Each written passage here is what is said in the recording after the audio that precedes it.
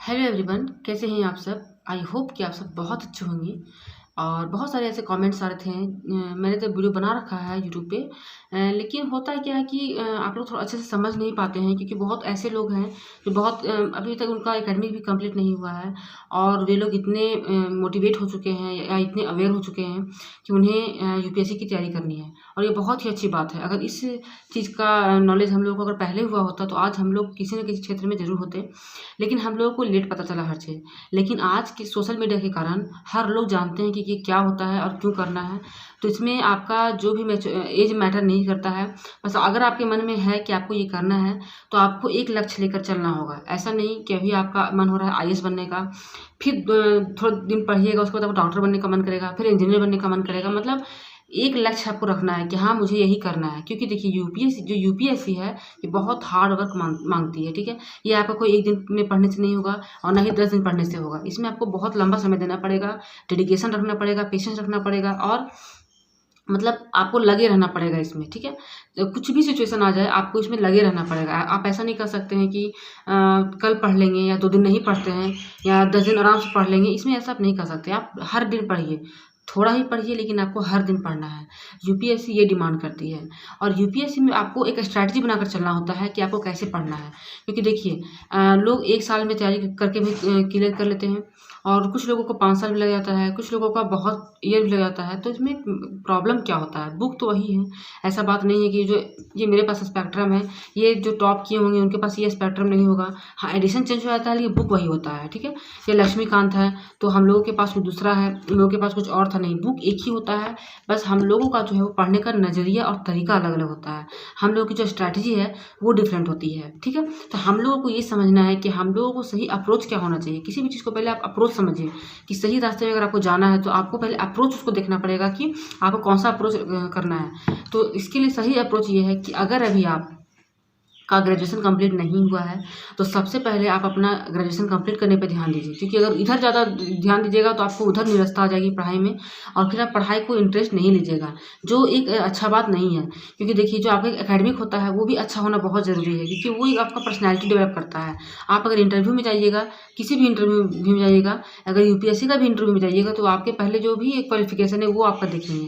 तो आपको क्या करना है कि पहले जो ग्रेजुएशन है उसको फुल्ली फोकस होकर आपको अच्छे से पढ़ना है, उसमें अच्छे से मार्क्स लाना है, आपको उसका नॉलेज लेना है। क्योंकि ऐसा बात नहीं है कि यूपीएससी कुछ अलग मांगती है। आपका जो वही पढ़ाई रहेगा वही आपको आगे अच्छे से करना है।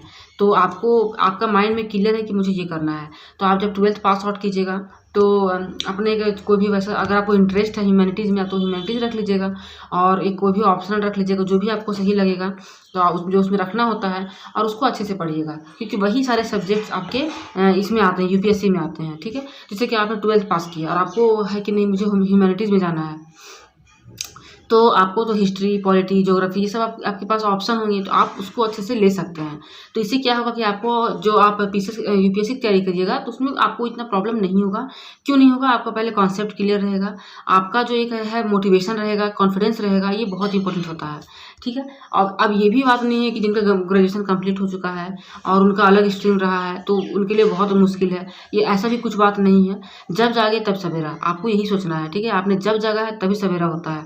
तो आपको अपना बेस क्लियर करना है। तो बेस क्लियर करने के लिए एनसीईआरटी ही बेस्ट होता है। आप सोचिएगा कि एनसीईआरटी नहीं पढ़ें और मतलब शॉर्टकट नहीं हो सकता है। ठीक है, क्योंकि जो लोग मेहनत करके सफल हो गए हैं आज, आप उनका देख सकते हैं, खुद वो लोग वही सब फॉलो करते हैं जो मैं आपको बता रही हूँ। और मैं खुद से नहीं बता रही हूँ, मैंने भी उसको फील किया है कि हाँ वो सही बताते हैं, तभी मैं आपको बता रही हूँ। और आप उस चीज़ को माने। आप पहले एनसीईआरटी को अच्छे से क्लियर कीजिए, मतलब पढ़िए अच्छे से, लाइन बाय लाइन पढ़िए, कम से कम उसको आप 4 बार रिविजन कीजिए। और फिर आपके पास एक एमसीक्यूज का बुक होना चाहिए, जैसे लुसेंट का बुक है, मेरे पास है यहाँ पे लुसेंट का बुक है। आपको उसमें सारे सब्जेक्ट के एमसीक्यूज दिए हुए हैं, आप उसको सॉल्व कीजिएगा। वो हो गया, उसके बाद आपको स्टैंडर्ड बुक पे जंप करना है। ठीक है, तो आपको बुक में आपको मैंने कितनी सारी वीडियो में बताया कि आपको कौन कौन सा बुक पढ़ना है, तो आज मैं फिर से बता देती हूँ। तो आपको जैसे कि आपने एनसीईआरटी 6 से लेकर 12 तक आपको पढ़ लेना है। किस चीज़ का पढ़ना है? हिस्ट्री पढ़ना है, पॉलिटी पढ़ना है, ज्योग्राफी पढ़ना है, इकोनॉमिक्स पढ़ना है। ठीक है, आपको ये पढ़ लेना है पहले 6 से लेकर 12 तक। ठीक है, इसमें कोई कॉम्प्रोमाइज़ नहीं होगा, आपको पढ़ना ही पड़ेगा। उसके बाद स्टैंडर्ड बुक में जाइएगा तो हिस्ट्री के लिए है, एनिशन के लिए है आर.एस. शर्मा, रामशरण शर्मा, मिडावल के लिए सतीश चंद्र, ये भी आपके मेरे पास है यहाँ पे सतीश चंद्र है। और स्पेक्ट्रम है, ये मॉडर्न हिस्ट्री के लिए, और ये हो गया। उसके बाद आपका है ज्योग्राफी के लिए वही 11th-12th NCERT चलेगा, इकोनॉमिक्स के लिए भी 11th-12th NCERT चलेगा, पॉलिटी के लिए हो गया तो M लक्ष्मीकांत हो गया, आर्ट एंड कल्चर का नितिन सिंघानिया का बुक हो गया, और आपका जो NCERT में आएगा 11th क्लास का फाइन आर्ट का बुक वो रहेगा। ठीक है, यहाँ तक आपका क्लियर हो गया। अब आएगा एथिक्स। एथिक्स के लिए तो कोई बुक आता है, आप उसको पढ़ सकते हैं, लेक्सिकन का बुक आता है, आप उसको प्रेफर कर सकते हैं, या तो आपका जो विजन का मटेरियल आएगा, मतलब करंट अफेयर आएगा, आप उससे भी कवर कर सकते हैं उसको। यहाँ तक क्लियर हो गया। अब आपको क्या करना है, previous year question book paper का बुक लेना है, आपको सीसेट का लेना है और GS का ले लेना है। ठीक है, यहाँ पे मेरे पास बुक है, यहाँ पे देख सकते हैं, मैं यहाँ पे दिखाऊंगी आपको, अभी सारा कुछ अरेंज किया हुआ है, तो ये आप देख सकते हैं। तो इस तरह से आपको बुक्स ले लेना है और आपको अपना पढ़ाई शुरू कर देना है। अब शुरू कैसे करना है, आपके मन में आता होगा कि ठीक है सारा कुछ हो गया, अब शुरू कैसे करें। तो शुरू करने के लिए बस आपको सिलेबस अपने पास रखना है, प्रीवियस ईयर बुक आपके पास रखना है, और सारा बुक आपको एक बार नहीं खरीद कर लाना है। ठीक है, सबसे पहले आप हिस्ट्री का NCERT लेके आइएगा, फिर आप ज्योग्राफी का लाइएगा। इस तरह से क्या होगा कि आपके मन में एक उत्साह रहेगा कि मुझे इस बुक को 2 दिन में कंप्लीट करना है और फिर मुझे ये बुक लेके आना है। तो इस तरह से आप अच्छे से कर पाइएगा, अपने आप को चैलेंज दीजिएगा। तो इस तरह से आपको एक थोड़ा सा मोटिवेशन बना रहेगा, क्योंकि किसी भी काम को अगर आप करते हैं और मोटिवेट होकर करते हैं तो वो काम बहुत अच्छा होता है। और एक उम्मीद के साथ कीजिए कि आज मैं जो भी कर रही हूँ वो उसका मुझे कल बेनिफिट मिलने वाला है। अगर ये मन में हमेशा सोचिएगा तो आप सक्सेस जरूर होइएगा। तो ये तरीका होता है, पहले NCERT, उसके बाद स्टैंडर्ड बुक। ठीक है, और आपको नोट्स बाद में बनाना है। तो इस वीडियो को देखने के बाद अगर आपको समझ में आ गया है तो आप कमेंट कीजिए कि समझ में आ गया है। ठीक है, तो चलिए वीडियो को यहीं पे एंड करते हैं, मिलूंगी एक नए ब्लॉग के साथ, तब तक के लिए बाय।